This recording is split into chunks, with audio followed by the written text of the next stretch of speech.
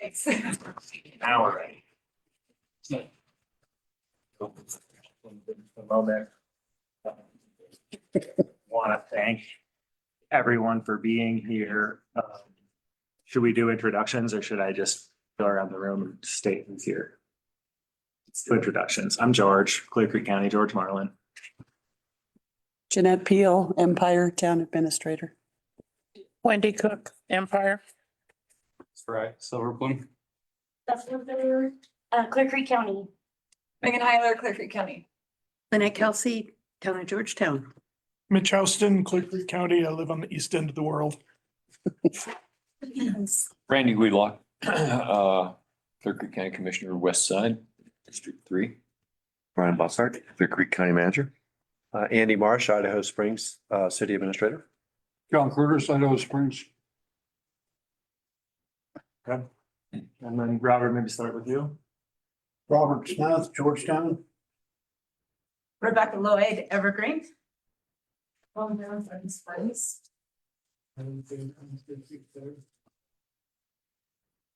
Okay, and who do we have? Do we have anyone online? We have 3 people online. One's just ISO now. And then we have Frank with no last name and then Mike Anderson. I think those people need to be a panelist. Mike Anderson should be. Okay. If you're logged in on your iPhone and you can help us identify you, I would hesitate to bring them over if we don't know who they are. Yeah, I would agree. What happens on Zoom meetings sometimes. Mike is now a panelist. Okay, so it looks like we have all our jurisdictions here. I want to thank everybody for staying in this process. And I just sort of want to, I feel compelled to sort of speak to the elephant in the room, which is that Sean Wood is not in this room and Mitch Houston is. I want to welcome Mitch. Excited to have him on our board for the next 12 months and as a, thought partner and representative of the East End. And, I just want to share, we know that Sean cared really deeply about this work. And one of the last things he's on the edges of a board meeting a few weeks ago was that he felt like he had adequately articulated sort of his vision and what he'd like to see. And I've kind of got that in mind. And at some point I might be able to build the emotional capacity to try to list out what I thought that vision was and share it with you all. So I just thought I would, address that. If anybody has anything they want to say, man, sure anybody else.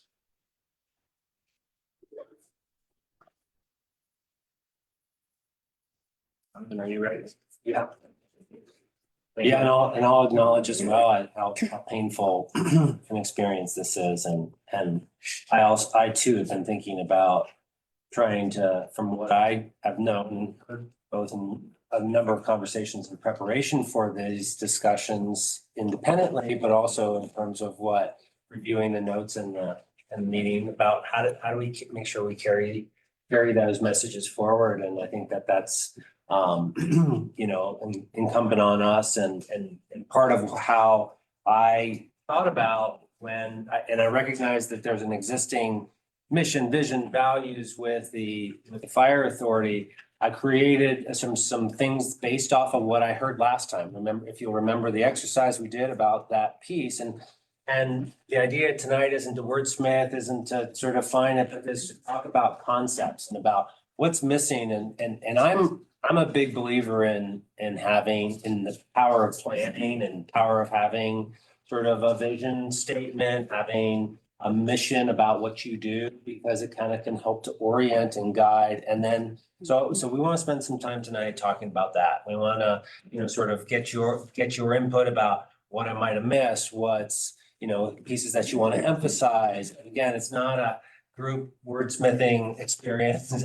Many of you have gone through that, and I've kind of tried to stay away from that as much as I can in my life. So we'll spend some time with that, and then you are also shared with you. I took from those that's the thing that I tried to listen hard for at the last meeting and to apply them into some sort of way in which, how do we evaluate those 3 or 4 alternatives that that we've talked about, that Peter outlined in terms of the particular components of that, and begin to just start to have a discussion about that tonight. I think the way I'd love to end this is about what information would help to inform these decisions coming forward so that we can now and the next time we meet, we bring that back. So there's not really a pressure here to, decide, but I think we want to make sure, one, that we have the right questions and begin that discussion. So that's 2 hours, probably more, if we're, depending on how much we get into it, but we'll wrap up at 8 o'clock. So that's the thought here. That sound right? Is that helpful? Mitch,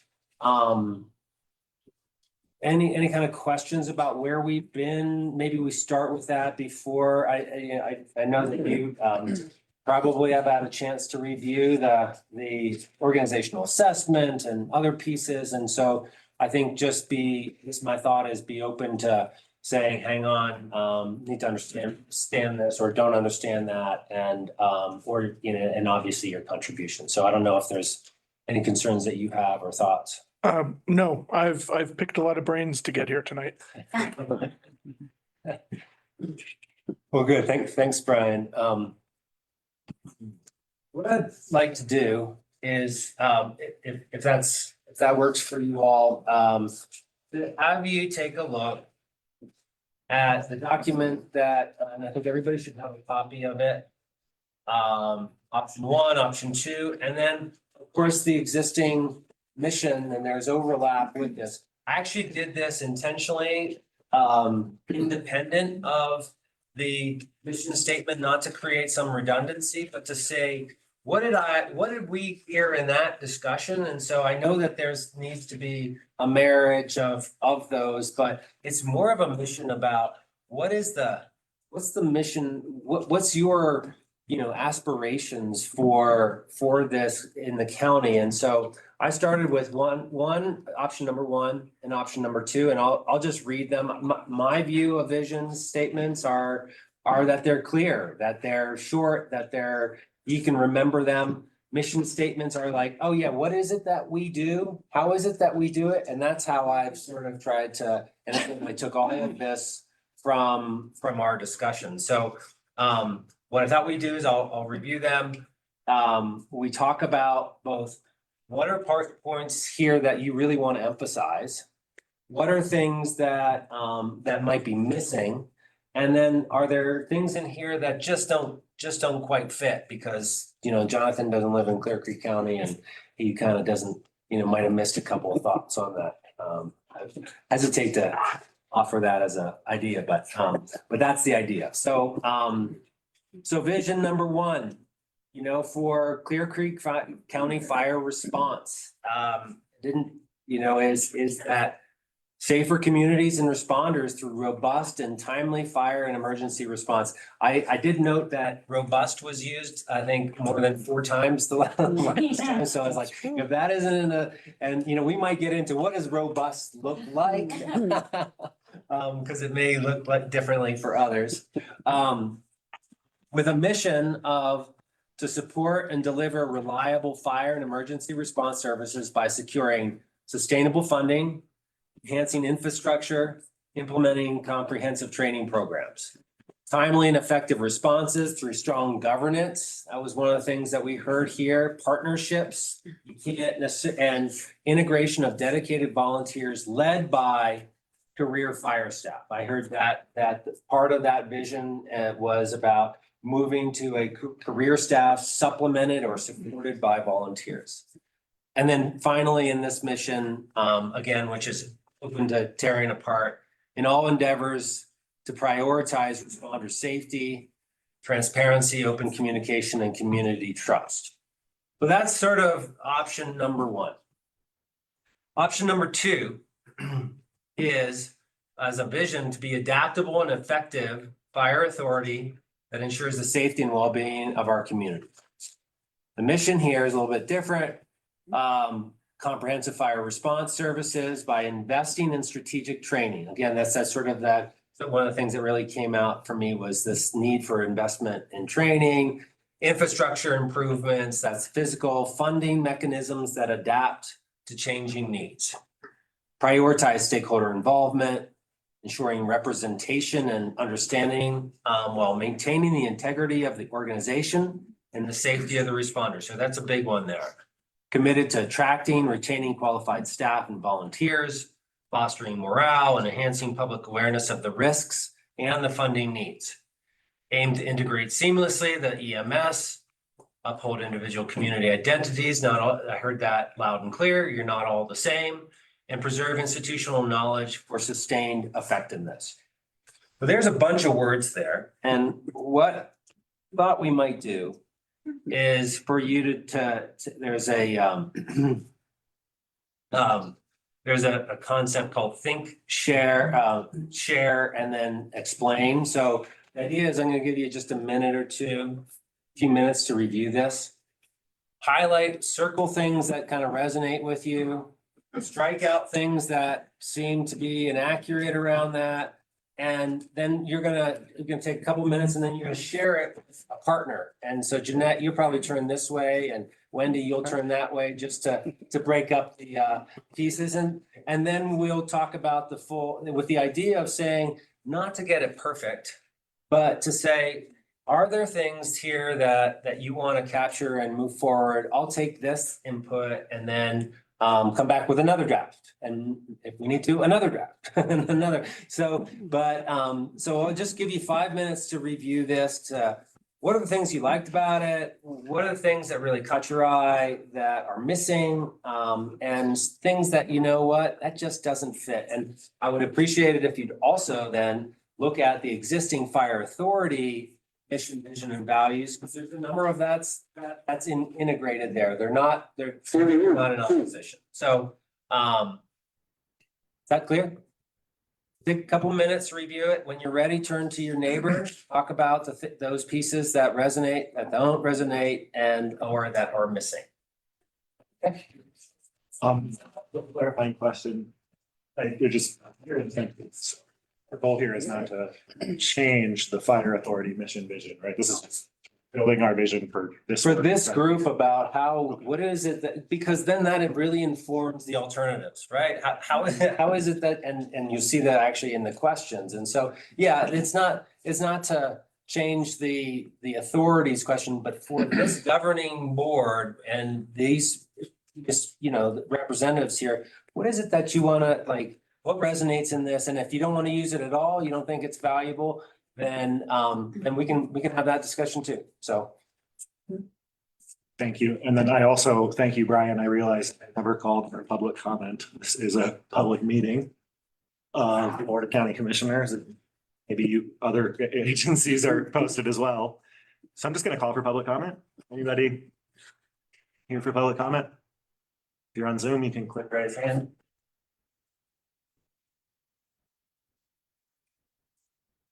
Nothing on Zoom. I'm going to close public comment. Thank you. And Peter is not here. He's stuck up. So that is why he's here. And otherwise I probably would have been notified immediately. I did see Peter in the parking lot and he said that he might try to Zoom depending on where they are on the site visit. Okay, so just take a couple minutes, turn to your neighbor, talk, folks in the back, if you have these as well. Thank you. What's that? So we talking. I don't like it.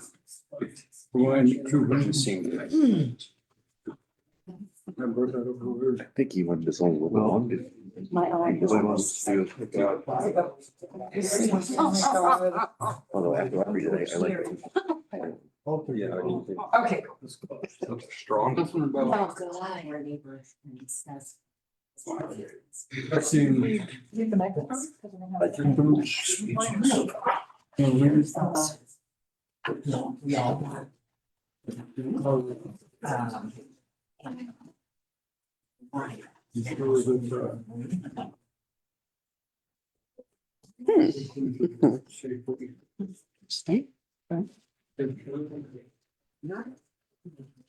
feel like it's adaptable. I mean, just on this one, I think we need to have something about prevention, because safer communities with fathers, most of the time is farmers' response and prevention to the or risk.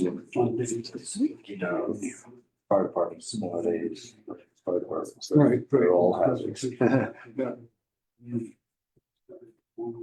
Robust and timely. I find myself wanting to combine them. I'll see word and go, put that in the other one and it fits. You can do that too. That's the idea I'll about. end up with a really long one, but yeah, there's really good things in both. That's Okay, yeah, interesting. well, that's what we want to do. And Yeah. we'll pull them together then. Fire, emergency safer communities and responders, something like that. Root and adaptable and effective fire authority.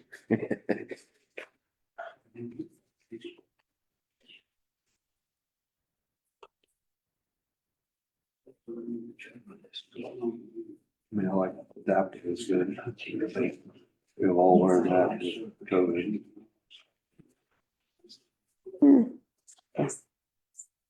I don't know if we can ensure the safety and well-being of our community. Sure, that's, I mean, we. That's what we're starting. Yeah, that's our. I mean, I like, that's the vision, is, where you want to be ideally, where would you want to be? You'd love to fire defense, Yeah, but it's not possible, but yeah, so I kind of like this. And it's kind of general, and it's safety is the responders. Just the timely fire emergency. Responsible. Maybe something about it. Could take another minute or two. Mhm.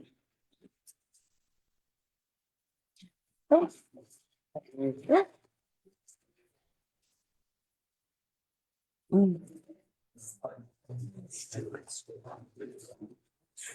I know. Oh. I didn't know it. I really like what they've already got in place. But I do like, well, those are the phrases I'm really, really strong. underlined. This is minor net. It bugged me that the vision is striving to find Right. Yeah, okay. instead of being at something. But that's a really minor nit, and it wasn't part of our homework. It felt to me like the mission, Thank you. Really? after the first two paragraphs, they felt like their strategy Do you want to share some initial thoughts? goes to the mission. Yeah, sure. Like me, 'cause Oh my, yeah, but my brain's trying to put them together. Can the three definitely, because Chris and him are, Oh, they've Yeah. banded Okay. together. All because it's an right. odd number. Oh, Up here it's mentioned too. I'll sit here and just be quiet if you want. I like the. You're not You getting know, off the that's hard for hook. me, I know, I George. was gonna say, you sure you can do that? I didn't say I could do it all the time. I'll start there. I'm staying out of that one. Oh, gosh. Another. Ah, Okay. yeah. Yes. All of us, yeah. Okay. The first thing I noticed, We have option one and option two, the vision statement on option one felt stronger than the second one. I felt like the mission statement, second one was stronger than the first one. Yep. So that was interesting to me that I guess in a sense, you know, if I you like certain words, but I'm trying to build, stronger, gravitate to good, the I did, stronger one. but It's not like the safer word. I didn't like that Then either. what? I circled that too. I don't know, York Gulch and St. Is, And. We're speaking highlighted that to as an well. improvement? County. yeah, Is that- I think so. And Okay. so what I It just wrote struck me is odd. kind of like the more element, like the improvement element, that maybe Yeah. that's the right phrase, Yeah. word. Most- I don't want to imply I don't mind any of them. safe, like it's safe is such a Yeah. relative thing. That's- And it- More safe, less It's safe. also a judgment between, And I see as safe, somebody else may Yeah. not. Yeah. Saying we're striving for best communities and responders. Even that would make more sense than with Than the safer. ER. Yeah. Yeah, that struck me the same way. That was the first thing I circled. I don't like that. But I understand what it's trying to say. Yeah. So somehow the safest, creating the safest, striving for the safest. Overly. Then the rest of it I thought was really strong. I liked Yeah. that. Yeah. And it was robust. Value. Yes. I did like Enough the time? Not time to think. second mission statement better. Yeah, it was meteor. In the second mission statement, I like reference to staff volunteers around. In some ways. I Mhm. like Yeah. EMS. The current fire authority really has haven't always been effective One of the things that's come around to me is explaining to the rest of us, opportunities. don't know what's going on. Those two. Like the heads, what is. Well, yes, but they are two organizations. And even The MS has said board knows, but they don't feel it's beneficial to put the two together.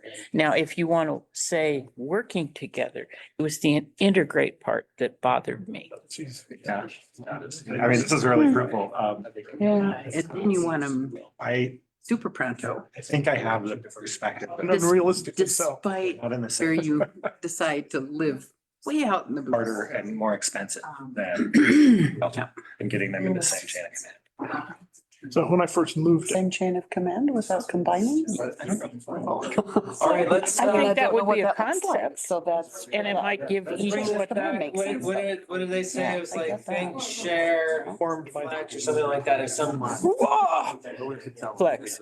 Name of it. Or was that reflect? Reflect or reflection. Okay. Flex better. Let's talk about this Okay. because, what's one thing that, that you resonated with in any of either of those options in terms of the vision and or mission? What, not the things that didn't resonate. What's one thing? Wendy?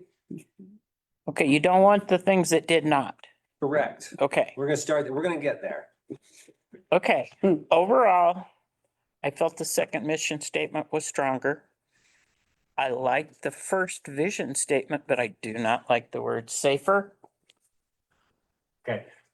We'll get safer over here in the disregard. So you like the number 2 mission, number 1 vision, and just say a little bit about start with mission number 2. What about that did you like? Either stylistically or specific words, just so that we're clear. I felt it touched on all pertinent points and I liked it as a whole. Okay. And was a fairly good description of what we're trying to show the mission to be. Okay. Others, what resonated? Sorry. I like the vision. I know. I have broad shoulders. I apologize. I like the vision statement on number 2 because it was boiled down, adaptable, effective. And also ensure the safety and well-being of our communities.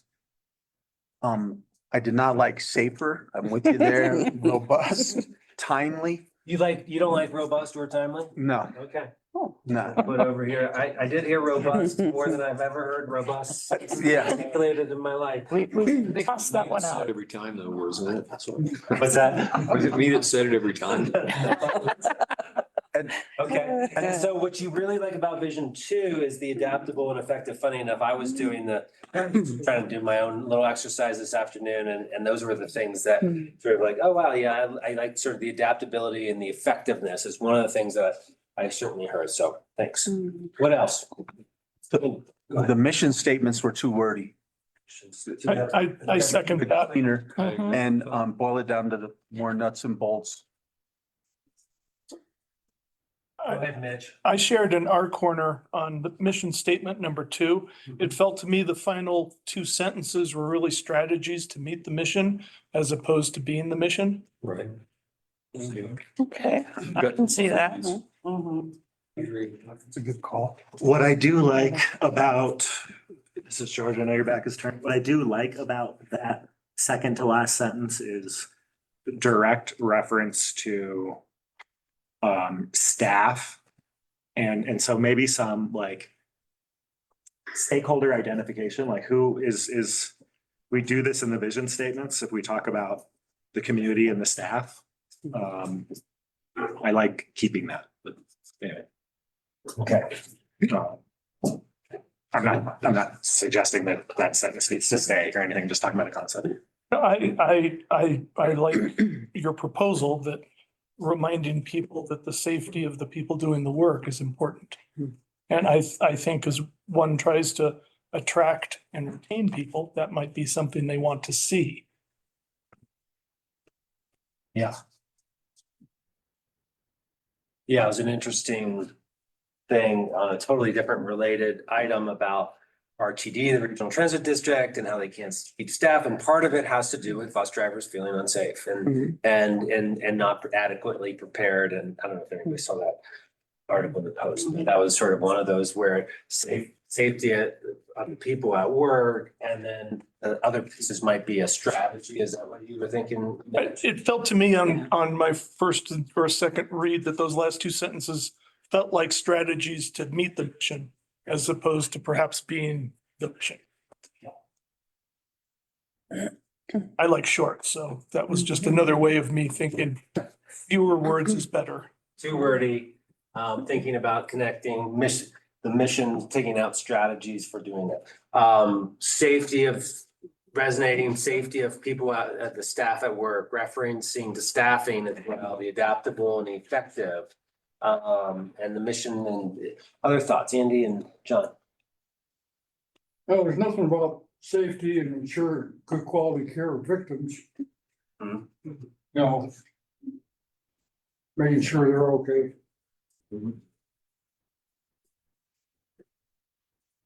Yeah, I like there's quality care. I kind of want to ask if anybody else has this perspective on the word safer. I agree that that's probably not the word we're looking for, but there's a value in there that I think is important to be in our vision statement. And when we were talking, Wendy used the word improvement. I think something, and we see this in the CCFA, the language here is be progressive. So that's my thoughts. Do we want to retain an element of striving for improvement in this vision statement? Sure. Why not? I think you could even, just a different tense of the word, safest communities through whatever fire and emergency response. I'm leaving out the questionable words. George, can I ask a follow-up around striving for improvement?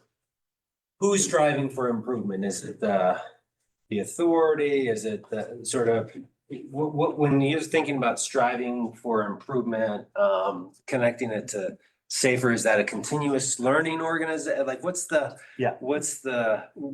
application of that? Who's doing that? Who's driving?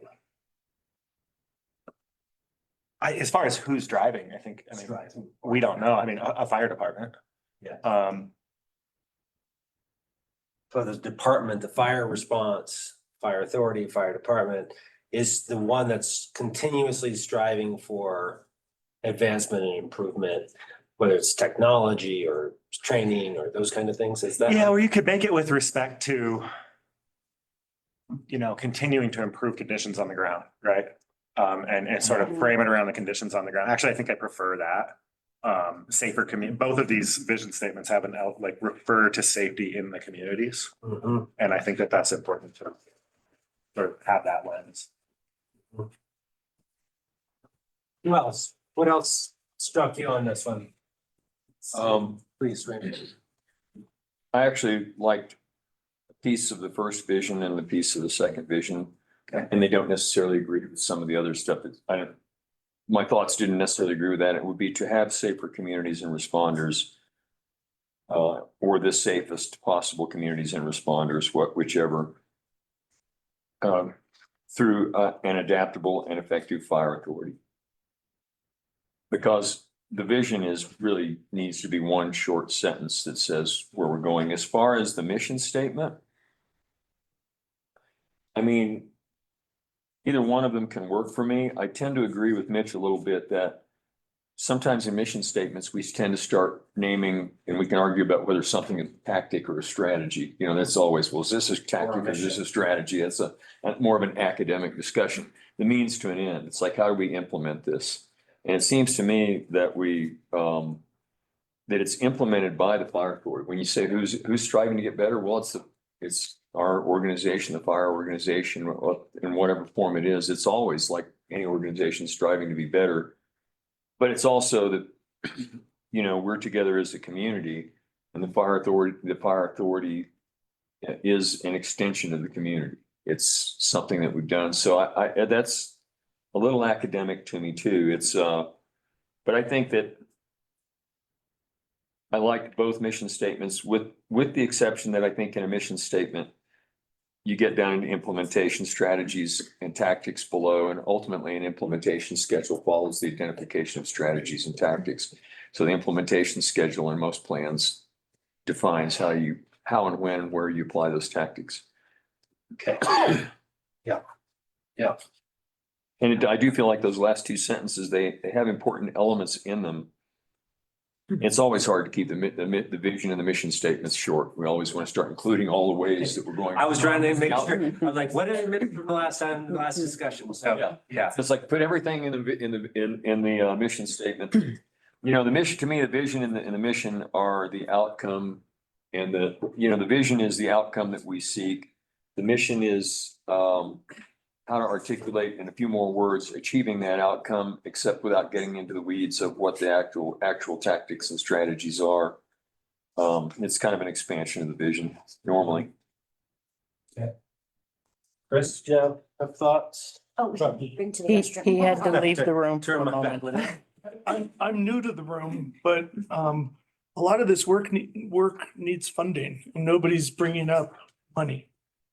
Is that because it's a taboo, or is it something that Securing. probably should be important to the group? Playing nice right now. You get into that, I don't So guarantee. that resonates with sustainable funding. I thought so too. I thought so too. In both mission statements, It is. you've got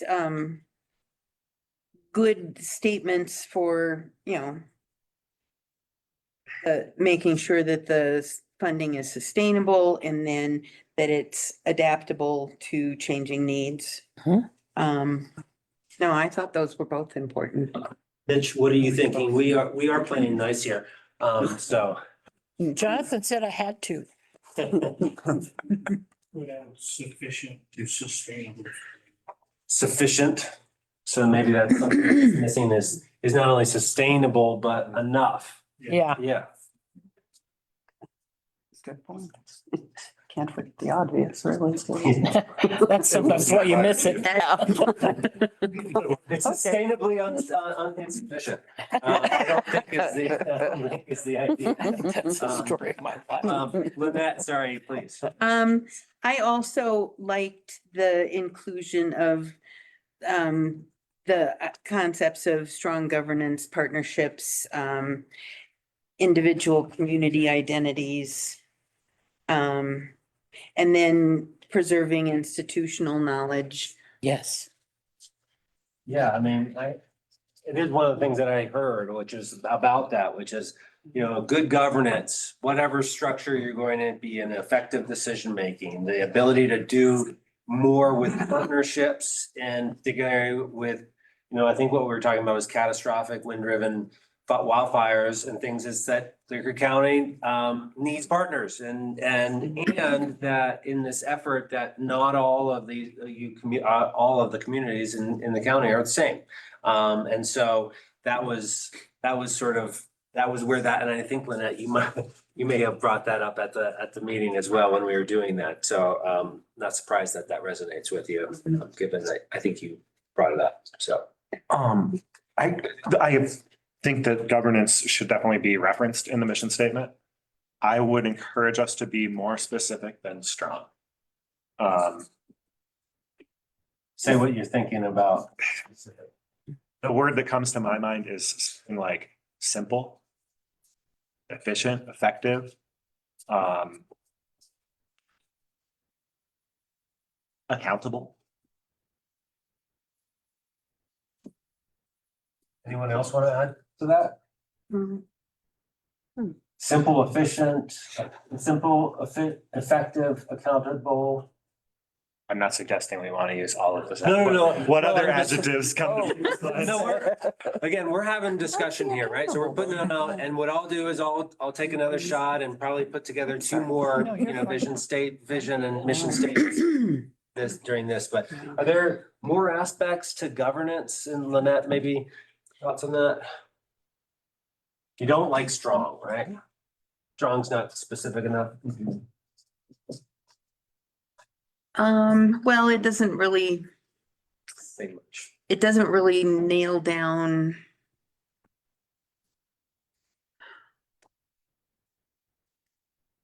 I guess effective, Accountable, simple. yeah, What does a voter want to see? what does what? What does a voter want to see? What's the adjective that a voter cares about? You want their voice heard, they want to be represented. I was gonna say collaborative. Collaborative representative? Collaborative. Yep, that's a very good one. From a governance model, that goes up and down. It's to the people doing the work as well as Yeah. the community members. Chris, I had my back turned and you were gone, so I called on you, sorry. I Thoughts on- agree with a lot of it. I think that it's hard to deviate between the two of what the fire authority's mission statement is, and what the mission statement of this group is. 'Cause I believe that's what we're trying to accomplish right now is the mission statement. I think we're throwing a lot of things around the safety, all this kind of things that are mission statements and visions of the actual fire department authority, whatever you want to reference it to as that. And we're kind of veering away from the main objectives of what this board is and what we're trying to do. And I like short and sweet and simple to where we are. I mean, down to it, funding and governance is our two biggest issues right now. And I believe that's our vision, our mission statement in a nutshell. I think it's short and sweet. It's to the point. And that's what we're here to do right now. I think we're getting lost in translation of the safety. Yes, I agree with every bit of everything with that. I really do. But I believe that's a different mission statement and a different vision, 100% than what we're trying to convey here. In my mind, I could be wrong 100%, but that's what I feel we're trying to do. Am I hearing, I want to follow up. I'm hearing you say is you want the mission and vision to be about what we're trying to do here in Yes, this meeting, well, I figured not that's what about this is for. what the fire department should be doing. Yeah, I figured, well, that's what I figured this board is for. Well, that's what he asked for. That's what he asked. Not what I heard. That's what I heard. That's why I wanted to be clear, because that's what I feel. I we're heard- that's what I thought I heard too. accomplishing. Yeah. But my thought was when we talked about, when I came into this discussion, it was kind of differing perspectives about which way to go, right? There was letters, there was apologies, there was a variety of those kind of things. So my thought was, let's back up and think about from your vision about a successful fire authority or response, what did that look like, right? And from that, I took some ideas around that and we may have gone as far as we can with this because my intention was to say this, that these become the questions that you start to evaluate the options based on that, Peter. And so this exercise to me is about like, what is if you were to, for example, to go to the ballot or the voters for increased mill levy or for a taxing at the sales tax authority, there's some things related to this body that they are going to want to know about how you work, and funding and governance are the two top things here. But it's also useful, like wanting to back away from a little bit from those alternatives, if you will, to inform the next discussion that we're going to get into. So that, I mean, I don't know if I'm being not clear or am I not, or. Well, you're being clear now, but that was not the impression I got when you started us on this exercise. Okay. So I don't know that we answered you in quite the right way. I think it'd be valuable for you all to have to say the vision of this group in terms of fire authority or fire response is this. Here are the things that are most important to us. And then we can get on the onto the idea of how do we evaluate them? So that was my idea. I don't know if it was simple enough or effective, but I did want it to be collaborative. in the sense that you're building this together, that you all who are shaping your future about what this is going to look like, have clarity about what it is that what you envision and how you go about doing this, i.e. the vision and mission statement. So, is there more on this before we jump into the other part of the agenda? Please, Brian. Just one real quick, in the first mission statement, dedicated volunteers led by professional career fire staff, I hope all the more professional volunteers as well. So either we remove that professional or. What I guess I meant by that was career. Right, career. Dedicated volunteers led by professional career fire staff. They're both professional or you don't. I think we want professional volunteers also. Okay, Doesn't necessarily one's professional. in terms of by professional being, Training, how they act on the job, how they interact with the public. not if they're career fire. Right. Okay, okay, yeah. Dedicated and professional volunteers and then career fire staff. Okay. Good. John, go ahead. Vision statement 2, we want to add progressive by Funding that are progressive. in terms of funding mechanisms. Specifically, progressive funding mechanisms that are adopted. Yeah. So can you say more about what progressive means, just so that we're all clear? Well, I just want everybody to know that we're not just gonna sit there and just adapt. We're gonna be progressive in changing the structure and doing something. It kind of gets Bettering. to the This isn't the. striving for improvement, whether that be in the department or on the ground. You want to be known for, for adapting and for, sort of by progressing, you mean to be, I'm trying to think about what's an example of being progressive? What would? Stay ahead. Innovative. Innovative. Proactive. Proactive. Proactive. More on this one? I just have a comment.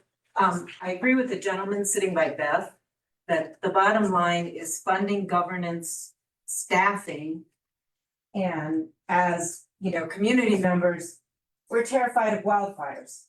So, mission statements are nice, but really would like to get into the meat of things. I mean, basically, we want a well-staffed professional fire department that can address, wildfires or other fires. Yeah, and some of the thing particularly related to wildfires was, at least in the last discussion, it really was about this idea about partnerships, right? In terms of that you may have sufficient fund. If I understood the conversation accurately, you could have sufficient funding for issues in fire and for most things, but when there's a Marshall Fire or a Lahaina or other wind-driven events, I think that was where the sort of the partnership piece came out, and so yeah. Anything else on this piece? Yeah, Andy. I think one other key purpose of the organization of fire response should be prevention. That's huge. I mean, if we think about vision, I mean, before your response, you want to try to minimize harm and minimize damage, and you're not going to prevent all incidents, but we all know there's lots we can do, whether it's preventing forest fires or minimizing, mitigation, or whether it's engineering, Education, there was a sign on the variable message board about put your campfires out I was pulling into. well, it's inspections, it's keeping codes up to date, those sorts of things. Okay.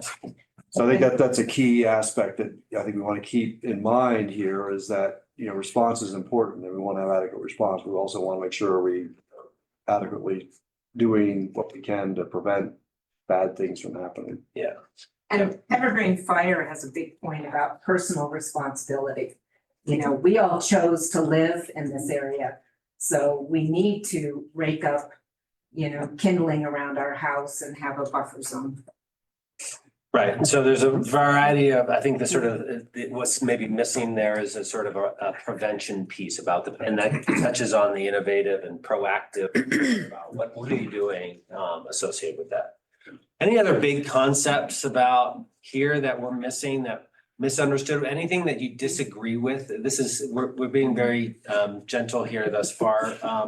Anything here that you disagree, that you want to, I mean, because I think that's what we want to do is surface these issues amongst yourself. Good, Jeanette, and then Andy. Not disagreement, but I'm noticing in the original mission statement, it says citizens, neighbors, and visitors. We haven't addressed visitors. And if we're a county where we have a lot of tourists, is that important to also say the safety and, you know, protection of, yes, the people that live here, but also the people that pass through? Is it important enough to make sure that we keep that in the conversation? It's in the original mission statement, or yes, it's in the mission. Just that we haven't mentioned that before. Obviously, it's gonna be for everyone who's here. I understand that, but it's specifically stated there. Yeah. So. Sorry, guys. This thing popped up on its own. Is that a conversation from God? I think a Charleston has some. Dan, my computer did that this morning. I have no idea what happened. I don't even know what that was, to be honest. Sorry. My other question, because I appreciated what I'm red. Rebecca, is that her name? Hang on a second, Jeanette. Sure. Go ahead, I want to make sure everybody hears Scott. Well, I appreciated what you said.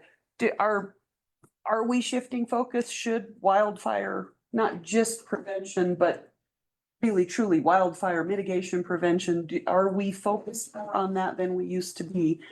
Does that need to be its own talking point? We do have an entire program or plan that with it's the CWPP, I can't remember everything that stands. CW. Colorado Wildfire Prevention Plan. Community, oh, sorry, yes. Love acronyms. Yeah, too many acronyms, too late in the day. But is that more of a focus now? Does it need to be stated separately? I'm asking the question, not saying that I think it is. I just feel like all of us are now focused on it so much more. Does that need to be a stronger talking point by itself? That's. Yeah, interesting. What do others think? It makes me think of sorry. Just one other aspect that, like a key concept, I think, is the all hazard approach of a fire department nowadays. It's not just fire. We have structure fires, we have wildfires, we have Truck fires. EMS, A lot. hazmat. So, you know, whatever your emergency is, you call the fire department. So I think that's important to remember because a lot is expected of fire departments now. It's not like the old days where you just went to fires and you had simple structures for the most part, or wood, you know, simple construction, that sort of thing. Yeah. So I just throw that out that it's nuanced. I mean, there's a lot to it. And it's not included in sort of this idea of a all hazard fire approach. Right. Yeah. Well, it actually is in the fire authorities So the original vision. statement, yeah, which I really liked. Mhm. 'Cause we tend to, as you say, we tend to kind of get too focused on just the fire and. It makes me, your comments make me think of the phrase emerging issues, right? Like we have a lot more is being asked, I think, of fire departments and some sort of nod to that. Yeah. Yeah, so Yeah. this idea of, you know, innovative, all-consuming, emerging issues that you're proactively, that you're striving for improvements, you're staying on top of those and including on the conditions, both in terms of the department, but also on the conditions of the ground, whether you're fire-wise, you know, in neighborhoods or communities or those kinds of things. Okay. More? Okay, let's jump into so if you move to the next page. We have three basic options with no action or status quo as the, as sort of where we are right now. We have an IGA that expires at the end of this year. We got a sort of this idea about a modified fire authority, potentially taking sort of recommendations from the mission CIT piece. That we have a special district, and I'm looking at Peter's, this is a well-traveled paper with coffee stains and notes all over it. It's like, that's how I roll. That, it sort of requires obviously the formation of a district. There would be, need to be an election. There would be a separate body, I think that between 5 and 7 directors potentially on districts. Something that's common in Colorado. There's obviously been a change in terms of the legislation, so there's a potential for the use of a sales tax in addition to other contributions for that. That bill did pass. And then we had the district-wide or district-wide county administered ESGID. Again, that was minus the area that was covered by Evergreen Fire District. And so those are the three pieces on the top right here with the no action or the status quo being there. And that was the idea to say, so from this original discussion that we had last time, what in terms of sustainable and maybe it's sufficient funding question, right? Which of these options helps us to get there? What does it help to diversify those funding options? We look on the next page, it's response. If we think about response, does it allow you to coordinate more closely or closely with EMS? Does it improve response times? Does the structure itself it's printed there. The governance, does it include partners in the decision making? Does it improve the public awareness and community trust? Does it support collaboration among professional career and volunteer staff?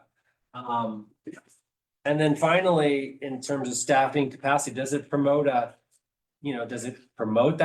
Can you get to that career-driven district?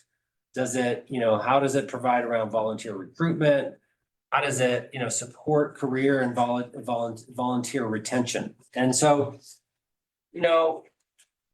I struggle a little bit with these questions about how are you going to evaluate these options? And what information is going to be necessary for us to get there? We obviously have the mission CIT information. We have information. I asked Peter when he was running out in the parking lot, if he could provide some overview of the Senate bill, was it 184? Why am I not the special district? 194. 94. About, sort of what that all meant. But the idea here is that when we came in, some folks had one idea, other folks had another idea about what the governance structure was.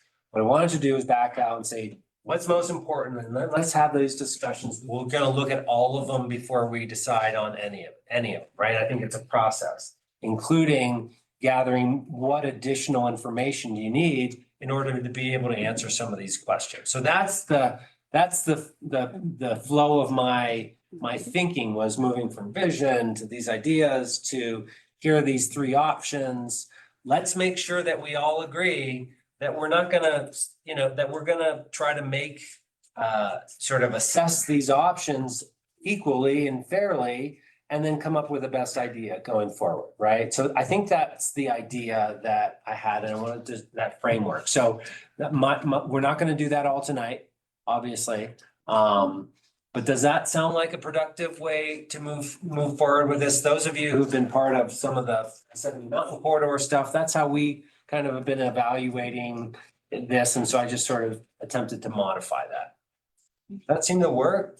How do you want us to do this, like a matrix where you're in numbers? Not yet, but thanks for jumping to the end. I want us to have discussions about it. right? And about what elements of those, but before we do that, I wanna say, I know these aren't all the right questions to ask about how we get at choosing between them. So I wanna have that discussion to say about funding. So already added sustainable and sufficient, Kelly, thank you, funding for this. Which governance option helps us to do that? I don't know if it's, and then the second one is diversified funding. So are there other questions related to funding? It's been talked about a couple of times as being critical to infrastructure and training and moving all this.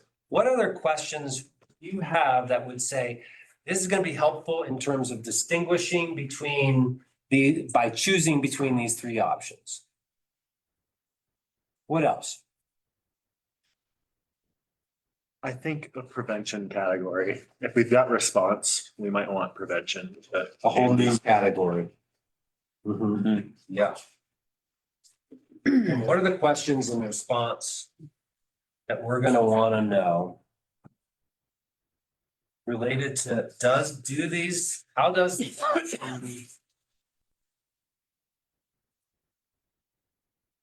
anticipate or help to organize a, sort of community-wide, maybe it's to be proactive related to emerging issues, to respond to to respond to the expectations of a all hazard fire type of approach. What do you think you want to know? What do you think would help to distinguish between modified fire authority, a special district, or ESGID? Okay, Ask a question. yeah. Modified and special district. Title 32 is special district. My assumption, yes. Okay. Want to be sure what we're talking about. Right, and as Peter had articulated, the title 2, would allow that with 194, would allow sales tax. Counties could contribute if they were paying special district, but the question was, why would they? There'd be elections, there would be independent directors associated with those between.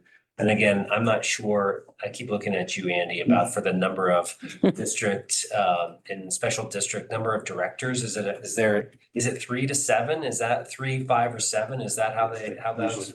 5 to 7. 5 to 7. Can it be more? I think so. Yeah, the reason I bring that up is because of one of the issues that we brought up were some higher density areas of the unincorporated counties, some neighborhoods that are generally, they're not voiceless, but they're represented pretty much by, our county appointees to the current board as an example. Yeah, like the per capita representation is off. So that's would be my question is how do we divide a special district up into sub-districts to have enough people to make sure that some of those areas, those people have a voice on the board too?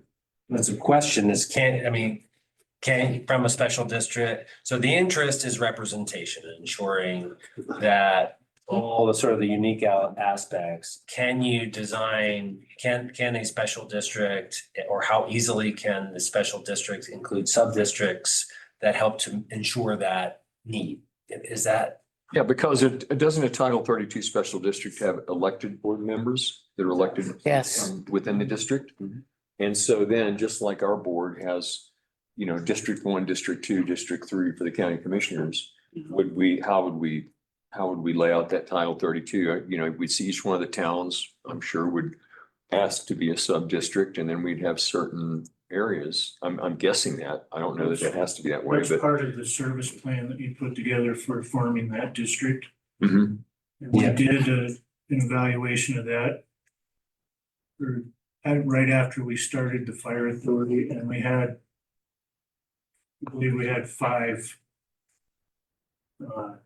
districts within that. So 5 elected officials. And I can so, dig that out and provide that. yeah, Yeah. that might be a helpful next step information to kind of Right. inform the discussion around a special district. we want to make sure these categories are right around, and I think the prevention one is the one that we have a response, but not a prevention one. And I want to make sure that there's some sort of a way in which we can measure whether or not one of these alternatives or options perform better in terms of response or given the opportunity. So I was gonna say, on the prevention, if you add a prevention category, I think one might be, question would be, promotes community engagement. Because we know, we talked about this before, is that never gonna be able to provide, the same level of response in our community here as you have in an urban area. So you do rely more on people being educated and doing the right thing, and not everybody will do that, but you want to make sure that you give them the tools to do that. You have programs that help them do mitigation and those sorts of things, so. Yeah, it kind of builds off of your personal responsibility, individual responsibility. Right. Does one of these options help to promote community engagement and responsibility over others, for example? Yeah. Other thoughts on that, on prevention? I mean, does that somehow tie into communication and marketing? Because these changes have to be, if there are gonna be any changes or additional funding, or you want more prevention, you have to tie that in one of these categories, and which one of these helps best communicate to the community what's going on? I'm not sure where that fits. Right, so the idea that you have now, right, in this IGA is you have the county and the municipalities in terms of your representation here, does that's sort of the status quo, if you will. Is there a communication question about is there some structure that helps to create more engagement, buy-in, accountability and understanding? And I think it gets to the communication about, I think it's not only just one-way communication, but it's the Right. other, isn't, is there? Yes. Yeah, so I think that's a question that I'm not sure we have that answer now, but I don't know if that fits into staffing capacity or governance. No, But- I think it sounds to me like you're talking governance. So that, there's accountability between the. Voices are heard and representation. Does it fit in with? Includes all, I mean, the question I had there on governance was, how does the option include all partners in decisions? That, like, is there one that's better than the other? Is the way you have now versus, special district or, something that's modified? I like the word stakeholders. It's the partners. Okay. That kind of broadens the lens a little bit. Other thoughts I have on governance. I don't know if this is the language I want to use, but something about positioning the governing body to be decisive.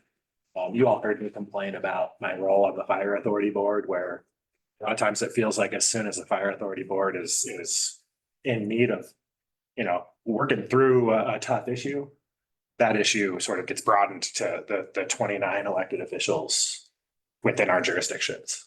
So I don't know if that's the right way to phrase it, but I think that's one of the things I'm looking for, is that the principal body is really able to be decisive. And I don't mean in terms of time, I mean in terms of solving problems and making decisions on their own. So it's back at effective. Yeah. Yeah, and I worry effective is sort of, but anyway, We've just had this discussion about, innovate. Does the board allow you to be proactive, address emerging issues, to be, to sort of to strive for improvements and to do so in a sort of wow, marker just fell off. That allow, you say decisive decision making, and so other thoughts on that sort of part, Mitch? Because I think there's tension there with including all stakeholders, right? I mean, there's not necessarily a conflict, but there's a tension between, efficiency and effectiveness and inclusiveness. And I think I think oftentimes groups find balances, what's the right balance between those? Mitch, did you have your hand up? I did not. Okay. I have a question, sorry. sorry, just to be try to be more clear. It's not about the amount of time it takes to make a decision. Right. It's about whether you can get to a decision. I think Yeah. we've been plagued by an inability to really resolve issues. And give it any length of time and any measure of time. Well, and that was gonna be my Such as? question. I know that when the IGA comes to the individual boards, other decisions, though, I guess I'm looking for examples, because I can't think of a lot of time where something substantial had to go out to the boards, the 29, the 39, whoever, the individual boards to make that decision to go back, other than the IGA. And I know that's huge and that dictates a lot of what happens. I'm just curious what other decisions there are, because I'm actually not aware of what they are. Or I don't know that we've been pulled into them the way the example made it sound. So I'm looking for more information. Yeah, the kinds of decisions that I would say are, that the kinds of issues that remain unresolved and seem to have been plaguing us for a long time are around perspectives on safety, blocking techniques, the way that we're working with partners such as Clear Creek EMS. There's a lot there that we've been discussing without resolution for many, many years.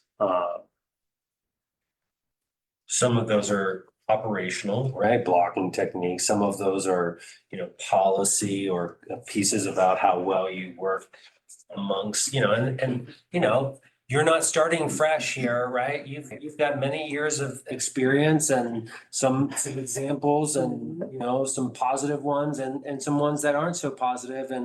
But this idea about like, how is it that you develop partnerships and make decisions in a way that really serves the community of Clear Creek County the best, right? I mean, and the assumption there is that the ability to do that is, there might be a distinction between some of these governance models about how you do that. So we can capture that as a question that we want to address. Can I say something about the safety and the blocking issue? I think that's been resolved. And that's an operational issue, not a board issue. And it's been resolved. I think to me, the boards get to decide what their issues are. And when they hear something like, there's a practice that's different than the way everybody else is doing it, and they're hearing a bunch of comments, then they can say, we want to have a conversation about this. And it doesn't come up to the board, it comes out in the evaluation. Because somebody said, oh my God, they don't use a ladder truck to block on the highway. And that's kind of my point, is that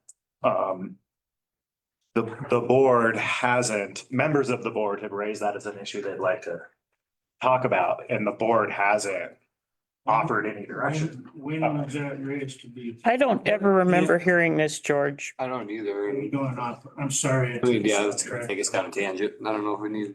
Yeah. It is gonna You take asked us on a very tangent, and there's operational another one that's gonna come up, so be I don't careful. think this needs to be a part of that. That's an operational thing at the end of the day. Us sitting on the board as a board of directors, we are not career firefighters at the end of the day.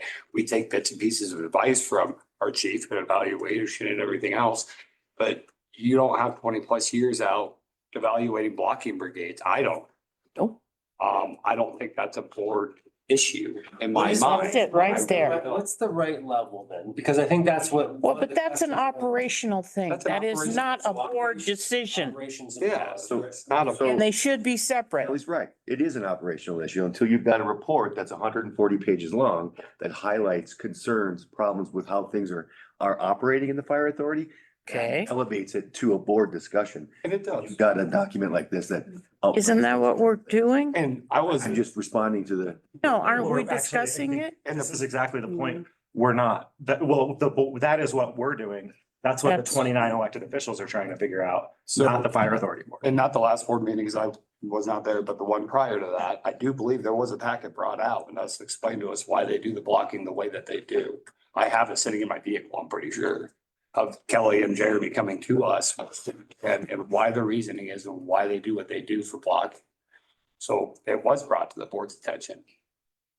So we're not gonna, I think that the question is like, how do we, recognizing that there are many issues like this, whether it's blocking, safety, other pieces, how do we distinguish between policy level pieces, and I think Brian, your point is that when it's raised it is raised in a report, there's a policy, there's sort of, it raises it to the level of this board.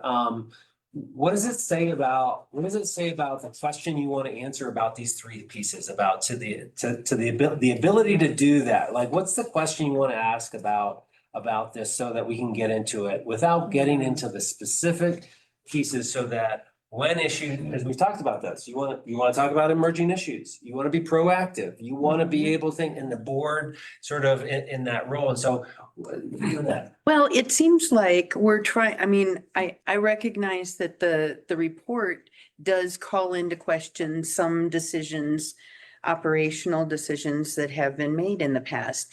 But I guess from a, further outlying, person, I haven't sat on the fire authority board, but you're kind of faced with a decision, okay, what's standard? And that's what is being conveyed to us in the report. And is that hard and fast? Is it written in stone? Are they able to adapt it for our own circumstances and resources? I think until you start adopting all of those NFPA standards strictly the way they're written, I think you've got at least some leeway, and maybe it's the board's decision, the fire authority board's decision. How far do we stretch? Is the difference in operational decision that was made, for instance, on the blocking, does that make more sense? Do you get the same degree of safety, whether it's, somebody standing away from the scene can tell that there's an equivalent level of safety or not? Did what they did differently, did it provide sufficient safety to make it worth changing that policy, that standard practice? And to me, that seems like it's a board decision. How far do you let it stretch? So I don't want to dwell in this, if I have a tendency to just get involved in a lot of back and forth.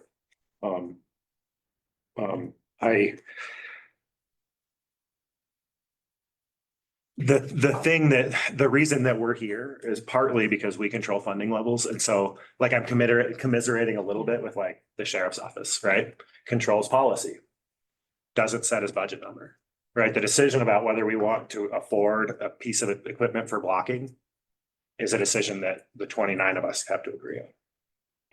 And so that's an example. And that's what I'm trying to point to. And I'm really not trying to suggest that, I'm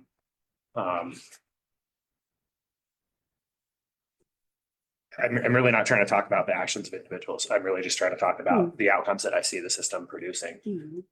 Or the way I see the system metabolizing conversations that are difficult, Okay. Yeah, but is it a decision for all 29 for something on the budget? I mean, I'm being very honest. I've been involved for 4.5 years. The only thing we've truly discussed is when the IGA needs to be redone. So I'm just trying to identify, is this the one time that the 29 people would come together because we're trying to deal with an issue? I honestly don't know any other time where the 29 have all been called together to do some of those things. So I just feel like, well, I don't think we've participated in those. So is it a problem all the time, or is it just special circumstances where it's the huge group? And is it usually just the fire authority board itself? I mean, the question that begs is, should we have been meeting together? Okay, the question that's a it begs question. is who controls the money and gets to say, yes, you can, or no, you can't. And that's the thing we really want to go into right now. So what's that, who's committed to taxes or? No.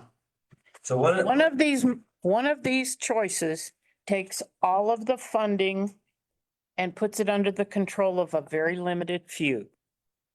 That's what I'm saying. So that's a question. And that is not necessarily the fire authority. Okay. So. You follow me? The question you might ask then, to what extent does this option, do these options help to, if I'm hearing it right, respect operational authority and be able to hold accountable in terms of for performance pieces, right? And so there's something about boards respecting the operations and at the same time about having the ability to hold accountable. Does it allow for that to occur? To me is one of those questions. And I think then your question is back to funding, right? Uh-huh. Which of these options help to create, so what's the question? Sustainable funding to be allow for, is that the governance part about having a say in the decisions, including budgetary decisions? So in governance, we have improved awareness, includes all partner stakeholders in decisions. Is that's kind of related to the funding part about who makes those decisions, including the funding. Mm-hmm. Yeah. There's definitely differences in terms of these options. Yes. Because I mean, right now it is set up to where we are board members and we represent our communities and we take back what they say to us and put them out at these boards. And this meeting in particular has been designed for what George has been explaining to us this past 10 minutes, that everybody at our boards and all 29 people are more than welcome to come sit in this room and come talk to us about these things. I can tell you now, the past 4 meetings that we've been here, people who sit on the fire authority board or the commissioners are the ones mostly sitting here right now. So I can understand where you're coming from by saying, yes, I want everybody's opinion in on all these things at the end of the day. I can tell you now, my board will look at you and say, we trust where Chris is coming from. We convey information with him. We all talk about our decisions. I represent Silver Blue. I don't represent Chris. So my stakeholders are represented in every single decision that I do at that board. And that's the way that a board is Supposed to work. You put too many hands in the pot at the end of the day, nothing's ever gonna get accomplished. I kind of think that's, you guys are saying this similar things, right? That you want this effective, decisive decision-making piece, and in your mind, Chris, is that this is the fire, the what's happening here, whether it's modified or not, is working. Mhm. Okay. I think we're kind of confusing the conversation a little bit by jumping back and forth between 2 or 3 things, conflating them. The first one is none of these models contemplate having all 29 people come in to the meetings to make the decisions. They contemplate somewhere between, 3 and maybe 9 or something, people that would sit on a board that would replace the function of the current fire authority board. And one of the models is a larger appointed body. Another one is a larger elected body. And another one is a smaller elected body that already exists that has an advisory board that we haven't really determined how that advisory board would be put in place, probably appointed like now. And the only time we bring all 29 people together is to do something like this, which is re-examine the whole model to see if there are adjustments that need to be made to it. Where we bring the whole community and have the opportunity to do this. So we're kind of like mixing up conversations when we start talking about needing to come before 29 people to talk about which kind of truck to use for blocking exercises. That would be an example of poor decision making. Yeah, that's just not how we get that done, is get as many people that don't know very much about it as possible into the room at the same time to help advise that decision, as opposed to having a smaller number of people like the board so that, and right now we happen to be having 29 people because we got a report and it's made a lot of recommendations and we're trying to contemplate which of those to take. And so we have to kind of live with that one for now. This is what we're doing as a group. But at the end of the day, I don't know if that blocking tactic is a really good example. If in fact it is being resolved, maybe it isn't completely resolved. Maybe there's some people that sit on the board right now that have questions about it and still don't know that it's resolved. And has to happen at that board level. And I have no more to say about that, except I think when we start talking 29 people versus the board, we've talked about the board and we've talked about 29 people, and we're mixing those two things up when we talk about getting into the weeds too far. That helped me a lot, Randy, and I'm not on the fire authority board, but maybe the question is, what form of governance helps that group, a governing body, feel like they have the responsibility and the authority to make the decisions they need to make to help better support the fire authority? It's a question of where we want the buck to stop. Right, because boards set policy and they should feel like they have the authority to represent The their people who folks. appointed them. And so which one of those, whether it's advisory committee with the ESGI or the PD, whatever it is, in the glasses, or a modified or the status quo. But to me, that's the question, which one gives that body the authority and the responsibility that, which is a heavy lift. So those folks can go home saying, we did the best we did to represent our community. And what, to me, that's a governance thing, and you laid it out pretty good. What about the concept of simplicity? Do we think the concept of simplicity is a better fit here? As a question, is it just like, how does the option simplify governance? Right? Or are you just like, how complex is this option versus that option? It's like a neutral, is that something that we agree that we think it should not be complex? Is it better when it's less complex? Or is it better when it's? Mitch? I think I hear people politely trying to talk about local control or loss of control, because I hear groups use the word appoint and I hear different groups use the word elect. And maybe that's a conversation that needs its own time. But I'm just hearing it. I'm hearing the voices for the first time, and that's something I'm perceiving. It may not be there. No, I think it's the 800-pound gorilla in the room that's been driving most of what's going on is this. I honestly think that my own personal, I'll call it personal non-bias, because I think either an appointed or an elected board can work. It's an appointed board now. We need a board that's got that is working together well, and maybe it needs to work better and we need a little more representation on it, which we've identified some places that aren't properly represented now. And otherwise, one of the things that's less simple is having to hold elections for the board constantly, as opposed to appoint somebody when they're gone. So I kind of like an appointed model myself. When we get out into certain unincorporated areas of the county, how you figure out who makes that appointment gets a little more complicated. I think that's part of what happens there. You ask for letters of intent. But I do think that it's correct that there's a good deal of concern about the ESGID, because it comes down to a board of county commissioners that by law under that model has to make the final decision. That's where the buck stops, and they can listen to an appointed advisory board, but they don't have to take the appointed advisory board's recommendations. I just think it's honest if we ask the question, isn't that one of the major concerns that I keep hearing over and over from some of the folks in the room? You'd be correct. Yes, yes. We're not denying So it. Mitch, Yeah. you've really put your finger on, I think, sort of the central pieces here, which is appointed, elected, all include all stakeholders and decisions. It does come down to sort of that piece about, how are the communities, how are the municipalities, how are the areas that are currently not represented in term or perceived to be not represented in this, would they be represented, and which of these governance models might help that?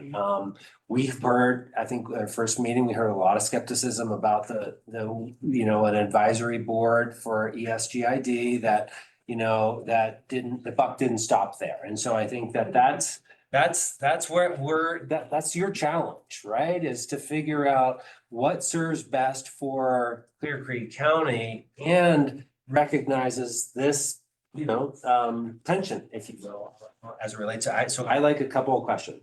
What form of governance? provides responsibility and authority to support the fire department. How does the option help to simplify governance? Randy, your perspective is about, if I'm getting it right, is that, you sort of prefer generally an appointed approach partly because of the simplicity. I think it's simpler than having to hold elections, and another whole layer of elections. So the appointed model, I think can work. I think I get where George is coming from, and is we can be leaner and meaner and faster with a smaller board that where the buck stops, and that's one of the pros of the ESGID. Whether that's really more simple at the end of the day, comes into the how you maintain a trusting relationship between an advisory board that doesn't have a they have a voice, they have a right to be in the room, but they don't have authority to state what decisions should be made. So it could be that there's an additional layer of complication in just maintaining trusting relationships under that. So that might be as tough as holding elections or going through an appointed board that has its own authority and the county would, potentially have a few more people in there just to make sure those neighborhoods are represented. Somebody out of that. Sorry, I'm starting to babble. There's a history about that formation, that model. It was prior to the fire authority, we were in an IGA with the Emergency Services District for 10 years. That had an administrator, it had the board of directors, it had an advisory board, and it had the fire department. So you had 4 bodies essentially going 4 different directions. And that's why it didn't work. It was horrible to work with. And it was very unproductive.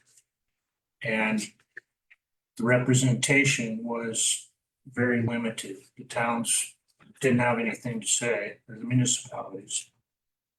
Even though they were represented by an advisory board, they weren't really represented. The current situation with the fire authority, the towns or the municipalities are represented, and so is the unincorporated area. Currently, the second seat on the ESD position has been vacant for 2 years now, since May of 22. So that's one seat that could be representing those areas that hasn't been filled. The Title 32, you have 5 to 7 elected officials that sit out here and they don't answer to anybody. And they make their decision for what they're gonna do. You might have some input and influence, but the municipalities aren't represented by a Title 32. I think they answer to people. We just had a recall in Evergreen. Right. So one of the things that we're doing is. Every 2 years, you have an election for new people and they come in and they may or may not be productive participants. Can a Title 32 have elected representatives that represent districts which are defined on a map?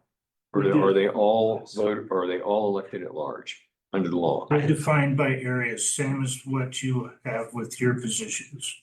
I think Peter's not in the room, but I think that there's either statutory or constitutionally, maybe even in like the US Constitution, a requirement for equal representation.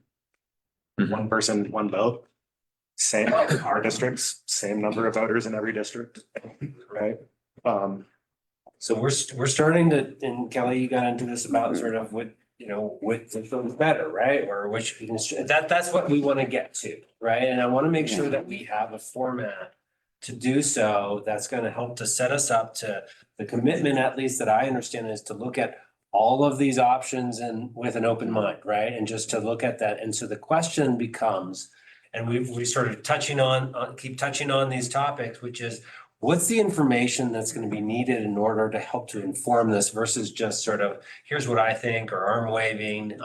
One of which I think there should be some effort, and, you know, either in terms of education on Title 32, which, okay, it has passed, the legislation has passed 194 that allows the sales tax, a potential of the collection of a sales tax.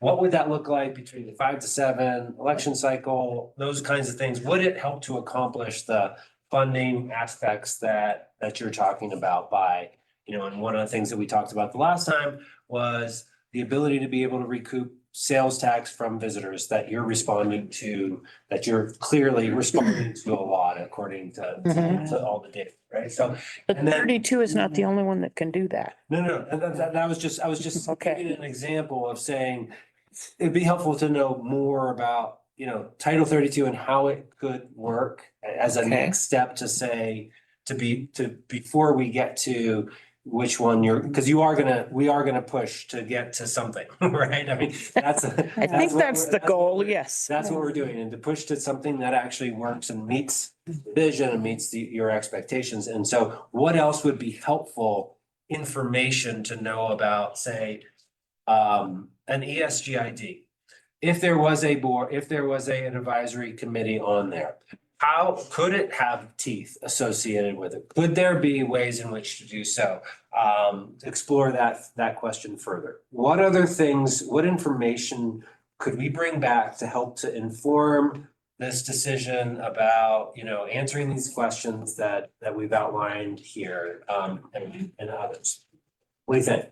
What do you need to kind of advance this discussion? What would you need? Mitch, I'm thinking just from, you know, especially from a fresh perspective. I'm curious about priorities of our primary topics of governance, staffing, and response. It seems we're talking about what can help us understand each of those, but of those 3, or if we grow to 4, which one's the most important one? And can the group even agree on which of those primary topics are the most important? Because that can may help drive some of the other things. And what we heard earlier, at least, was, you know, you said funding and governance, right? Yeah, I think funding diversification and funding sustainability, where do we get enough money? And how do we make it a sustainable funding source? And which of these models, so we're already on that path, I think, where we're looking Yes. for, we're kind of establishing, that's why somebody said, well, do we need to have, you know, mitigation prevention is an additional layer of things. I think so we're on that path trying to do that. We've had that. So I think funding was one that popped up at the last meeting, as my recollection was there was a fair amount of agreement that one of the most important factors in choosing the right government model, which one gave us the greatest fundraising ability to solve problems as defined in the report. You know, which that seems to me to be very high priority. Then I think that George's thing about simplicity is important to think about. It's simplicity of operating the organization and keeping people in seats. And then I think it's one that it seems like after that, it's got to be one that that people trust in, that they have good representation and a voice in the outcome at the end of the day. Those seem like pretty high priorities. I'm not trying to ignore operations or anything like that, but again, once you get into operations, you're down into tactics and stuff, and that's if we can figure out what kind of board it is, which one can best interact with the chief and, you know, the agency to with the best relationship to be able to actually answer the questions about things where people do have questions if something pops up, like about a particular tactic, and at least, you know, that there's a way to have a conversation whenever one of those things rises to the level that somebody wants to talk about it at the board meeting. Andy, do you have thoughts on the funding sustainability and the fund? Do you feel like that's, I think, you know, I feel like we had this conversation about that being one of the main drivers, I'm sort of in concurrence with what Randy said, or did I understand that differently? That the governance model that helps you to be able to diversify the funding piece, to be able to do the training, the infrastructure, the response, those kind of things is, you know, I started to put you on the spot, but here I am. I think I think there's consensus about diversifying the funding. I think we had consensus that we can't get there just by increasing the mill levy. So I think we're agreed on that. Now we have the ability, we've had it before, but we have another more flexibility with using sales tax with, I think, each of these different options. I think it's a possibility. So we just have to look at how, so then we get to the governance. And I know what you're asking, is there a governance model that gets the funding a better way? I don't know. I'm not sure if I know that yet. And that's kind of where I'm like, what do we need? That's a complicated question. Yeah, like what kind of information would help us to get to that answer, I guess? I mean, one thing I could say is if it's a Title 32, I mean, it's a separate governmental entity and that body has the ability to have a ballot measure for funding of that organization. It has to be approved by the voters, but any tax increase does. But, some of these other options would be a little more complicated because you'd be, for the GID you'd have to have the improvement district do its ballot measure, and maybe the individual municipalities do a ballot measure. Or would there be enough consensus and enough cooperation to say, no, we're just going to do, we all agree on the structure and we're going to do a countywide sales tax as an example to fund the organization. I think the word stable, I like the word stable better than sustainable. I think there are differences in stability. Sufficient, diverse, I think practical, because we are in Colorado, right? And so tax revenues are a product of the voter as well. Consistent. Right, that's kind of getting to the stability, right? That's Like and the it's, you know what it simplicity is, and all that. predictable. Yeah. So however we call it.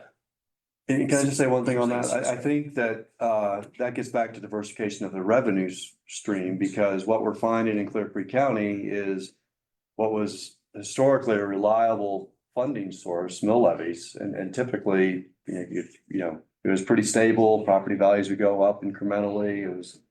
It really wasn't. And then there was a time when sales tax was more volatile, not necessarily here, but I mean in other places. And you say, well, gee whiz, folks that depend on mill levy, they got to make because that's pretty steady, stable stream.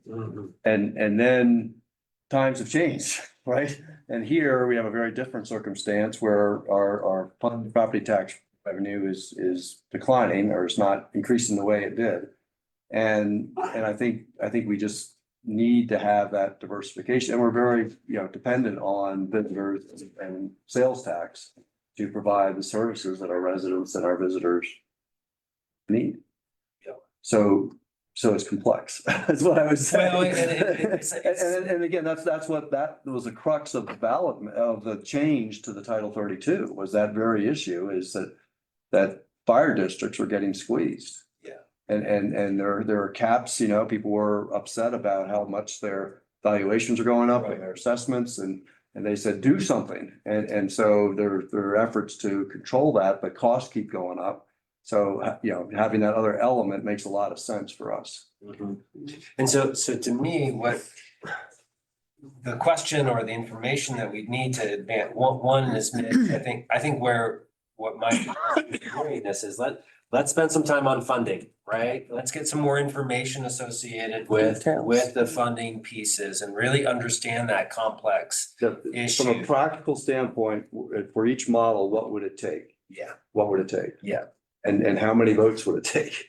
A special district is not simple. I mean, it takes multiple years and it's multiple things that have to be approved by the voters, and they all have to be approved to make it happen. That's an example. Yeah. Speaking of the practical point. We've got to get off of the property tax model politically is going to be really unstable and hard to drive for the next 2 or 3 election cycles, probably. If you look at all the press we're getting out of the legislature, the governor, these initiatives that are trying to control property taxes, the fact that property taxes have jumped because property values have jumped, I think it's going to be really hard to drive any kind of radical or even just reasonable property tax. To ask people to pay more property taxes for the next probably at least 2 election cycles, I think is going to be really hard. And if we're looking at solving a problem, and George may disagree with me on that, but after we spent so much time down at the legislature, and especially he did in the last couple of years on this very issue. And it's, you know, we've got everybody from the governor to everybody trying to figure out how to limit the ability to have property tax increases. So we need sustainable funding for all the other things we're doing besides fire too, and that's already becoming a problem. So we're teeing this up, again, is that funding's our next task, right? So let's get information associated with each of these different models. How well does it diversify the revenue stream? How would it actually practically work? We've got lots of terms around looking at sustainable, sufficient, practical, sufficient, all of those kind of things. And let's start with that about those options. And, Brian, I'm looking at you in terms of the sort of how to bring that information to get that clarity related to the funding piece. I think then, coming to secondly is to the governance issue. Simplicity and efficiency and trust and representation. Right. I think those to me seem like the kind of the guts of what we want. And the question for that would be, what's the information that we're going to need to help to inform that around those governance options? If this is the range of our universe of things that we can do, what information would be helpful to teeing that up? That would be more than just historic precedent or different kinds of things related to, what does a simple model look like? What does it look like to make sure that and to have ensured that your community and your constituent perspectives are included in decisions and what decisions those might be as well, that larger policy versus the smaller, refurbishing a truck or, those kind of examples. So what do you think around the governance question? And I'm mindful of the time because I do want us to wrap at 8, but like teeing that question up. So we're starting with funding and we're gonna get our heads together and really think about what information might be most helpful for advancing that. The governance, go ahead, Brian. We paid a consultant to do that for us.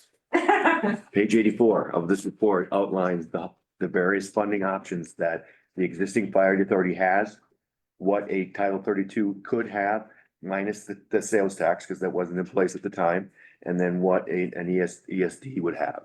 It's all laid out right here in terms of what the funding options are in terms of taxes, et cetera. How has that changed with recent changes in legislation? I think, has this changed at all? Right, the only change is that Title 32s can now have sales tax as an option. Yeah. So this is the table 1.25. Correct. Organizational and operational impact of available options. Okay. I guess it changed in that mills are worth less now. What's that? I guess it changed in that mills are worth less. Mills are worth less. Mills are worth less. Yeah. And that property tax increases are really challenging, right? I mean, that's also part of that. Has the group previously been able to determine what a target revenue level is? The report also did that. I'm not sure. But did the group agree? Not sure the group agrees though. Well, yeah, the question is what things are on the shopping list that we think we can afford and go for? What's a reasonable, how close can we get to NFPA standards and stuff like that, which this is trying to bring us towards. One thing, just to point out another 800-pound gorilla in the room, is that if, it's true that on a Title 32 elected board, we've got to have, you can gerrymander it, but you still got to have the numbers of, equal number of representation by each person. And the population of Silver Plume is 170? 200, but yeah. Yeah. So if you take 9,500 people and divide it by 170, you'd have to have 56 board members in order for Silver Plume to have a board member that just represented them under a Title 32. And yeah, you can draw a little larger geographic area that goes outside the town limits. But if you think about the demographics of the community, or the community of Empire, the community of Silver Plume, and draw out their, to start with, if you're only one voice on a 56-person board, which we're not going to do, I'm not suggesting that, you have a pretty small voice anyway. And so I think that's going to be trying to reconcile if a Title 32 is one of the methods that gives us the most revenue diversity and revenue potential, then if there's only a couple things that can do that, if there's only a couple of different models that can do that, then we got to figure out which one still gives people a voice that we can find politically palatable within this room too.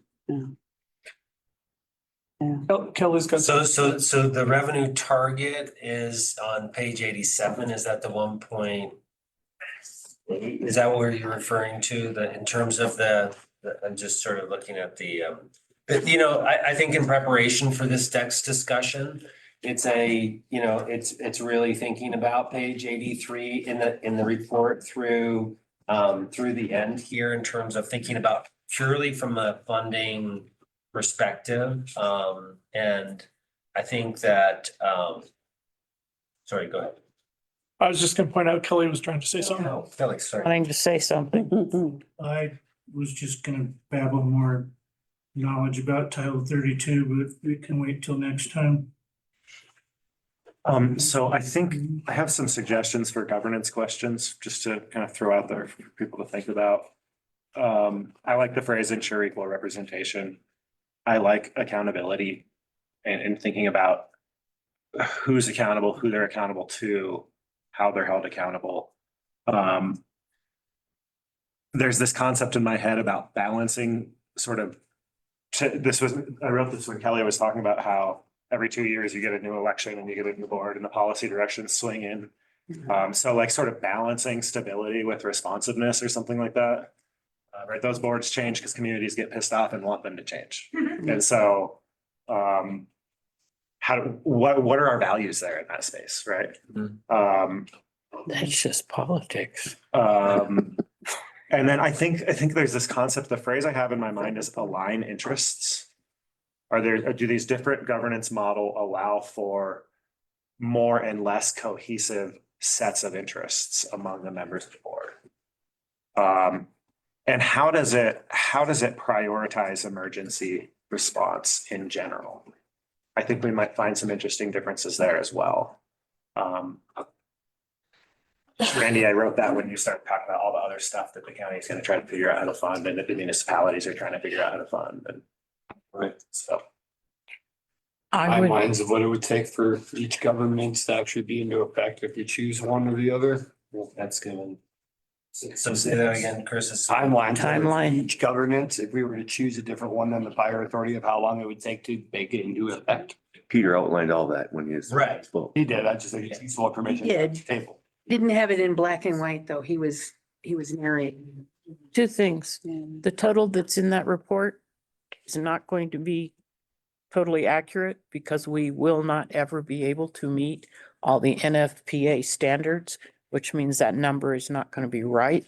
Secondly, I'd like to look at there is more than one legislative act that allowed special districts to charge or to ask for sales tax, as well as Title 32. I just want to make sure all of those things are looked at. Yeah, so, I think the other question swirling around this is that and you asked what's the revenue target, but what's the standard in terms of the NFPA standard that you're going to, sort of Shoot for. and how do you align that with the revenue? That's a fair question. I mean, I just can't say with a straight face to my constituents that I'm not going to try to help us meet NFPA's rural standards. I just, that's not gonna go there. And then the question is, what's that revenue target needed in order to be able to do that, right? So and sort of try to understand from a funding perspective. Right. What else? We making any progress here? Is that right? And if. I think one other question is maybe flexibility of the funding model, because what I've also heard here is that some communities may be willing or able to fund a higher level. And I know that can be problematic as far as levels of service, but I think that's one of the benefits of the current model is that if you are able and want to fund a higher level or have high levels of staffing or something, you can do that through a higher level of contribution. Whereas if you have one for all, that's more equal, or more everybody's being treated the same or putting in the same amount of money, but you may not adjust for the needs of different communities. And I'm not saying everybody doesn't deserve a certain minimum, they certainly do, but I'm just saying. There's a baseline and then Right, there's. I mean, you have stations in certain, certain stations that are staffed full-time or with paid staff, some that aren't. So it kind of ensures more reliable response, as an example. So I just throw that up. Life and health's a pretty hard thing to have a pay to play system. We're gonna pay more, so right here, I mean, you can't help the fact that some places are farther away and have a longer response time, and we can't build 50 stations. But I'm troubled, just kind of like I heard a little bit of like, there's a certain standard below which I can't go, which is an NFPA standard. I heard that George say they felt very strongly about that. I have real strong feelings about something as important as life, health, and safety, EMS and fire. Saying, well, this part of the community, we're the ones that have the cash registers, so we can afford more money to throw in, so we can have more protection for our community than the rest of the place that doesn't have that level of money. I mean, that minimum, that's a pretty tough one to cross. And to that point, Randy, wildfires don't respect districts. They're gonna go across the county. And I wouldn't want one district having minimal service and then have that wildfire across the county to, a wealthier area. I don't think that would go over very well in this county. Yeah, I think though, you're right, but we've landed on another thing of tension, right? If we have different capacity to pay, different perspectives on how much is. Do we have to agree? Or can we figure out how to make it work when we don't agree? Right? That's kind of. Kelly set his hand up. Go ahead, Kelly, and I'm cognizant of the time and the need for thinking about the next meeting To schedule. get a really strong idea on finances need to get into the value. And look at all of those things they're suggesting that we do, because every one of them costs money.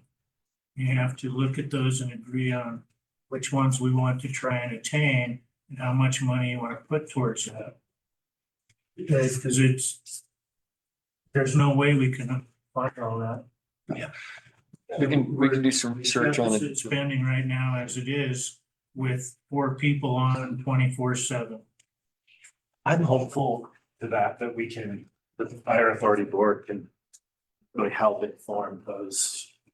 Well, we need to factors. spend some time looking at that and getting into the detail of it, and that's gonna take some time that we don't have because we have so many meetings.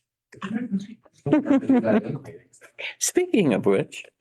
John, I just want to make sure we hit both items in the next steps. Yep.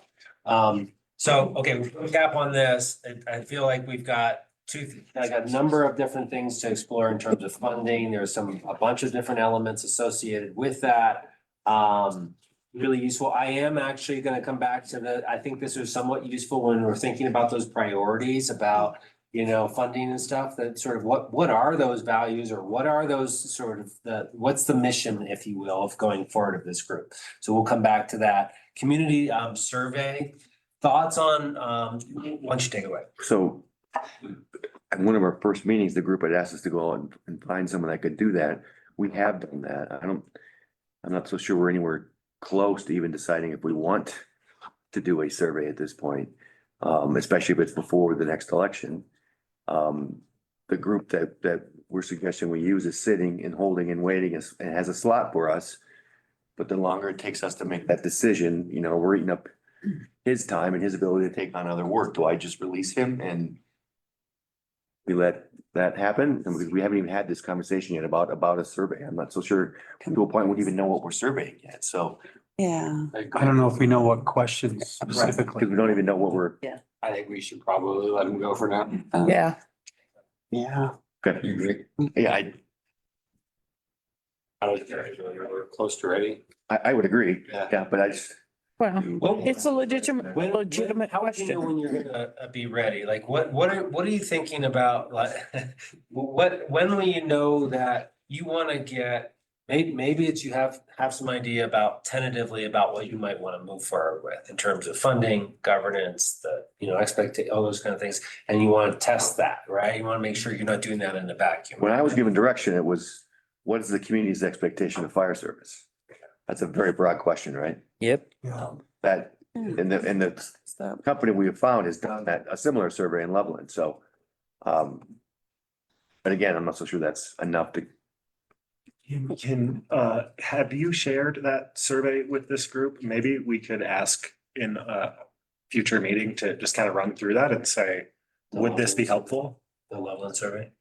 I can email it out to everybody before the next meeting. It would, Yeah, sure. it could be helpful to allow us to look then through the shopping list of things. Yeah. My guess is it's gonna be easier to start Something. at the bottom and start deciding what you want to throw out than it is to decide what you want to have. Want to put in? There's a whole lot of recommendations, and it's easy to start saying, it's like, can we afford this? Can we afford that? And it's like, well, I think starting at the stuff that we say, no, we don't need that. We don't need that. And the things that we're willing to say we don't need might turn out to be a pretty short list. That's my wild guess. And there's some Long list. sighing over here. George, is it? Add to that? Is that survey mostly operational though? That's not necessarily funding or governance? Is it more tied to what's more of the operational? I haven't looked at it in a Oh, while. just curious. Could be a surrogate for Yeah. the expectations are here. And the Yeah, cost of this is here, and the willingness to pay additional mill levy or a sales tax is, that could help be helpful. I've seen that, figure but. out where it all fits.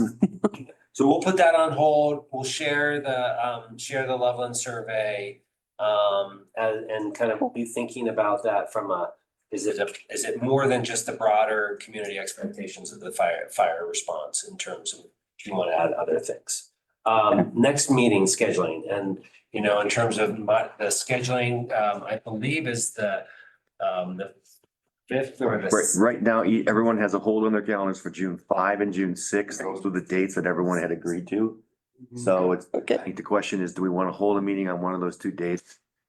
From a county perspective, I kind of hope we choose June 5 because we now have a conflict in this room on the 6th. But the other question is Jonathan can't be there. So it would be a meeting without Jonathan. I'll turn it back to you at this point. Yeah, and I have a colleague that can help. She's sort of been, her name's Laura, and she's been working with me on sort of this information. She's got fire protection background and others. She can help to facilitate or not. And so, I have to say that, I've been pretty impressed with this group's ability to kind of focus on the things that you need to focus on and have it in a, in a really, productive way in my mind. So it's kind of up to you, but I do apologize for not being able to. When Brian and I first talked, I mentioned sort of my June calendar. It's the next time that you're available. It was the following week, which was, So we could not make the rest of June work to get everybody around this table here, fit his schedule. So the next time we can meet with Jonathan is July. So June 5th is next week. That's saying, like right around the Pretty corner. close. If we don't meet next week and we want a facilitator in the room, we're not meeting until July. We want to Can I revisit. throw something else out there? With this finance issue, we're not gonna have a good feel for that until the election's over. Because there's gonna be at least two ballot issues on there for more property tax manipulation. So the finance thing that complicates that. We have a new county commissioner that I've never met with him other than I've been in a couple meetings. I don't think he really has a good handle on Clear Creek Fire Authority. and what we are and what we provide and what that looks like. So I think waiting until facilitator is available in July, I think would be the best way because he really helps to focus the meeting. And we tend to have tension with each other and we go off on tangents when we're not under good direction. Just my thought. My perspective is to go ahead and meet next week and accept your offer to have your colleague come. I'd like to keep this conversation going. I'd like to keep it fresh in our minds. I have a lot of confidence in Mitch, and I don't know if you have to speak, if you would like to speak to your confidence in your ability to evaluate this. I would suggest more time is better than less. I'm good meeting either way. I'm gonna put in the time necessary to come up to speed and be productive. Okay. And that means Can we meet? we can sit down. So we keep the fifth meeting, 6 o'clock. I'll confirm with my colleague who I talked to on the way here, about that possibility. We focus on the funding aspect associated and to some extent, so we'll revise some of these questions. What do folks think of that? Since it is such a tight turnaround and we need to be responsive to this for a proposal, I'm happy to go through our responses to the Loveland survey. Sure. Okay. Is that, I'm sorry, I wasn't paying we have it attention. on our agenda to go through sort of whether we think that Loveland survey would be helpful to us. Yes. And other than the next meeting? Yeah, that's fine. Or that's what you want to do at the next meeting? That's what I want to do at the next. Okay, I want to make sure I'm following. Chris has suggested too, do we want Peter back to walk through those?